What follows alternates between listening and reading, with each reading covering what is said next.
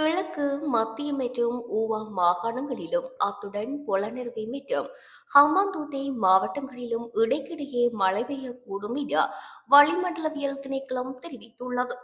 சப்ரகமுவ மற்றும் மேல் மாகாணங்களில் சில இடங்களிலும் அத்துடன் காலி மற்றும் மாதிரி மாவட்டங்களிலும் பிற்பகல் 1 மணிக்கு பின்னர் மழை அல்லது இடியுடன் கூடிய மழை பெய்யக்கூடிய வாய்ப்பு காணப்படுகின்றது.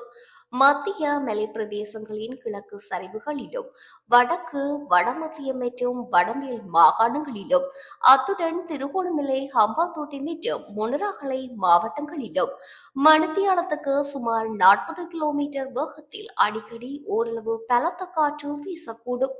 மட்டக்களப்பு தொடக்கம் பொத்துவிலூடாக ஹம்பாந்தோட்டை வரையான கரையோரத்துக்கு அப்பால் உள்ள கடல் பிராந்தியங்களில் பல இடங்களில் மழை பெய்யக்கூடும்.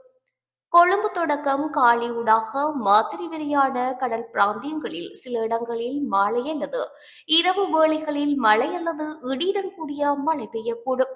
கடல் பிராந்தியங்களில் மணித்தியாலத்துக்கு 30 தொடக்கம் 40 கிலோமீட்டர் வேகத்தில் வடகிழக்கு திசையில் இருந்து காற்று வீசும். கொழும்பு தொடக்கம் புத்தளம் ஊடாக மன்னார் வரையான அத்துடன் ஹம்பாந்தோட்டை தொடக்கம் பொத்துவில் வரையான கரையோரத்துக்கு அப்பால் உள்ள கடல் பிராந்தியங்களில் மணித்தியாலத்துக்கு 45 தொடக்கம் 50 கிலோமீட்டரிலும் கூடிய வேகத்தில் அடிக்கடி காற்று அதிகரித்து வீசக்கூடும்.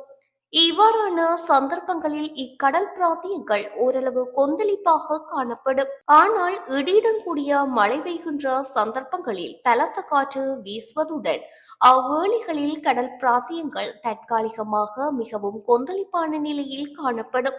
மின்னல் தாக்கங்களும் ஏற்படக்கூடிய சந்தர்ப்பங்களில் பொதுமக்கள் அவதானத்துடன் செயற்படுமாறு கேட்டுக் கொள்ளப்படுகின்றனர்.